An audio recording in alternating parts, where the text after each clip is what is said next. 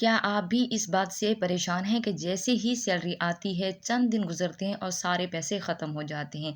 इतनी महँगाई के दौर में और सैलरी है 30 से 40 हज़ार और पैसा जैसे ही हाथ में आता है, एक हाथ पैसा आता है तो दूसरे हाथ फ़ौरन चला जाता है और आपको पता भी नहीं चलता। कभी आपने बैठकर सोचा है कि आखिर पैसा कहाँ जा रहा है? अगर आपकी आमदनी 30 से 40 हज़ार है और आप भी हर महीने बजट बनाने की कोशिश करती हैं लेकिन कामयाब नहीं हो पाती, तो आज की वीडियो आपके लिए है। आज मैं आपके साथ बजट के 3 ऐसे असूल शेयर करूँगी जिन्हें अगर आप अपनी ज़िंदगी में शामिल कर लें, तो इंशाल्लाह आपके लिए घर चलाना पहले से बहुत ज़्यादा आसान हो जाएगा। तो वीडियो को आखिर तक ज़रूर सुनें। देश प्रदेश में इस वक्त जितने मेरे प्यारे बहन भाई मेरा व्लॉग देख रहे हैं सबको प्यार भरा अस्सलाम वालेकुम। कैसे हैं आप सब? उम्मीद करती हूँ सब ठीक होंगे। मैं भी अल्हम्दुलिल्लाह बिल्कुल ठीक हूँ। सबसे पहले बात करते हैं पहली गलती जो अक्सर ख़वातीन करती हैं। तो इस वीडियो का पहला असूल ये है। देखिए मेरी प्यारी बहनों, हकीकत ये है कि बहुत से घरों का बजट बड़ी वजह से नहीं बल्कि छोटी छोटी फालतू ख़रीदारी की वजह से होता है। अक्सर ऐसा होता है कि जैसे ही सैलरी आती है हम बाज़ार जाने का प्रोग्राम बना लेते हैं। हम सोचते हैं कि सिर्फ़ एक चीज़ लेनी है, लेकिन जब बाज़ार पहुंचते हैं तो नज़र कई चीज़ों पर पड़ती है। फ़र्ज़ करें अगर हमें कोई दुपट्टा पसंद आ गया, कोई ज्वेलरी पसंद आ गई, कोई घर का बर्तन पसंद आ गया, कोई किचन की कोई भी चीज़ पसंद आ जाती है। मिसाल के तौर पर जब बाज़ार जाते हैं तो बहुत सारी चीज़ों पर नज़र जाती है, दिल करता है बस बहुत कुछ उठा के ले आएँ। तो वो ही चीज़ें हम उठा के ले आते हैं जो हमें ज़रूरत भी नहीं होती। अगर ज़रूरत होती है एक चीज़ की तो हम वहाँ पे 10 चीज़ें लेकर आती हैं। ये जो 10 चीज़ें लेकर आते हैं ना, तो ये बजट आउट करने वाली चीज़ें होती हैं। ऐसी बहुत सारी ख़वातीन हैं, जैसे उनके हाथ में सैलरी आती है तो वो फ़ौरन से उठाया और वो बाज़ार का चक्कर पे चक्कर लगा लेती हैं और हर रोज़ के वो बाज़ारों के चक्कर लगाती हैं। कभी क्या चीज़ ख़रीद के ले आती हैं, कभी क्या चीज़ लेकर आती हैं। तो वो काफ़ी बजट को आउट करने वाली चीज़ें होती हैं। मैं ये नहीं कहती कि अपने ऊपर ख़र्च ना करें, लेकिन हर ख़र्च से पहले खुद से एक सवाल आपने ज़रूर पूछ लेना है।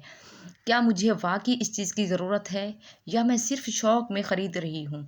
अगर आप ये एक सवाल खुद से पूछना शुरू कर दें, तो आपको खुद अंदाज़ा हो जाएगा कि कितने पैसे बच सकते हैं। मिसाल के तौर पर अगर आप हर हफ़्ते 1000 रुपए की गैर ज़रूरी ख़रीदारी रोक दें, तो महीने में 4000 वैसे भी बच जाते हैं और यही 4000 रुपए बाद में किसी ज़रूरत के वक़्त आपके काम भी आ सकते हैं।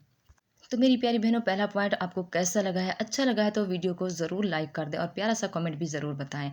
तो दूसरा असूल, बहनों बहुत सी ख़वातीन की एक आदत होती है कि सैलरी जैसे आती है और ख़र्च शुरू हो जाता है, लेकिन बजट वो बना ही नहीं सकती। ठीक है।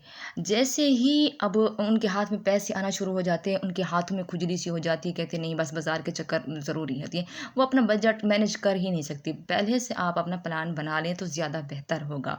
मिसाल के तौर पर अगर आपकी सैलरी 40,000 रुपए है फ़र्ज़ करें, तो उसमें से 50% ज़रूरत के लिए रखें। मतलब कि घर के लिए राशन ख़रीद के रख लें, ये पूरा मंथली राशन आपको ज़रूरत है इन चीज़ों की। 50% आप राशन के ऊपर खर्च करें, उसमें बच्चों की फ़ीसें और घर की बुनियादी ज़रूरियात, ये सबसे अहम चीज़ हैं। ठीक है, इसके बाद 30% रोज़मर्रा अखराजात के लिए रख दें। मिसाल के तौर पर 50% में आपने बच्चों की फ़ीसें भी करनी है और आपने राशन भी डलवाना है। उसके बाद आप जो 30% आ जाते हैं, 30% पर आपने क्या करना है, ये घर के पानी, गैस, बिजली के बिल आ जाते हैं और साथ-साथ जो है और दूध और सब्ज़ी के पैसे आपने निकाल लेने हैं इनमें से। तो इसके बाद 30% रोज़मर्रा के अखराजात के लिए इतना काफ़ी होंगे और 20% आपने बचा लेना है एक मुश्किल वक़्त के लिए। ठीक है? वो इसके लिए रख देना है अगर कहीं आपको अचानक जाना पड़ जाए, सफ़र करना पड़ जाए या ज़रूरत के मंद किसी की शादी हो सकती है, किसी का इंतकाल हो सकता है। तो इस तरह के लिए आपने ऐसे पैसे भी बना के रख लेने हैं जो आपको ज़रूरत के वक़्त आपके काम आ सकें। डेली का दूध हो गया, सब्ज़ी होगी और भी छोटी-छोटी ज़रूरत होती हैं, तो ये इतना चल जाएगा और 20% आपने निकाल के रख देना है अलग उन्हें। ये हर महीने की आपने बचाना है 20%। वो इसलिए कि आपको सफ़र करना पड़ सकता है, कहीं जाना पड़ सकता है, इमरजेंसी भी हो सकती है। मिसाल के तौर पर शादी हो सकती है किसी ख़ानदान में या किसी का कुछ भी हो सकता है, तो आपने 20% हर हाल में बचा के रखना है कि इन पैसों को मैंने खर्च बिल्कुल भी नहीं करना। अच्छा, ये आप आपने कब करना है? ये उस वक़्त करना है जब आपके हाथ में सैलरी आए। तो आपने 20% निकाल के पहले से एक साइड पे रख लेना है और ये आपने सोच लेना है कि इन पैसों को मैं बिल्कुल भी खर्च नहीं करूँगी। अगर इस तरह से आपने प्लान बना लिया तो मैं समझती हूँ कि आप बचत कर सकती हैं हर महीने में। अगर महीने का 4 से 5,000 बचा सकते हैं, जिनकी सैलरी ज़्यादा है तो वो ज़ाहिर-सी बात है वो ज़्यादा ही बचा लेंगे और जिनकी सैलरी 30 से 40,000 है तो वो इतना बचा लेंगे। अगर 3 से 4,000 या 5,000 बचा लेती हैं, वो भी ज़रूरत के टाइम आप ही के काम आएगा। अक्सर ख़वातीन को मैंने देखा है। तीसरा असूल मेरा ये है कि आप फ़िज़ूल खर्ची बिल्कुल बंद कर दें। मिसाल के तौर पर अक्सर औरतें गर्मी की वजह से खाना भी कम बनाती हैं घर में या फिर रोटियां नहीं पकाती कि नहीं अब हमें नहीं पकानी, गर्मी बहुत ज़्यादा है। ठीक है, ये चलिए कभी कभी चल जाता है कि चलो इंसान बाहर से ख़रीद लेता है, मगर ये रेगुलर या डेली इस पर आप अमल कर रही हैं। डेली अगर खाना बाहर से आ रहा है, कभी आप बर्गर मंगवा रही हैं, कभी आप बाहर से बिरयानी ऑर्डर कर रही हैं, कभी आप फूड फूड बड़ा कर रही हैं, तो इस तरह ये आ जाता है फजूल खर्ची में। इस तरह तो आप कभी भी बचत नहीं कर सकती और जब मुश्किल आती है तो उस वक्त कोई किसी का साथ नहीं देता और इन फजूल खर्ची में फिर पता चलता है कि पैसा आया और गया तो गया कहाँ। अच्छा, जो 20% आपने बचा के रख लिए, यही रकम बच्चों की तालीम, किसी बीमारी या किसी इमरजेंसी में कई चीज़ों के लिए आपकी मदद कर सकती है। इसलिए बचत को आदत बनाएँ, बाकी जो आप फ़िज़ूल खर्चे उनको बंद कर दें। अब सवाल क्या है, अगर आमदनी में कम हो तो बचत कैसे करें?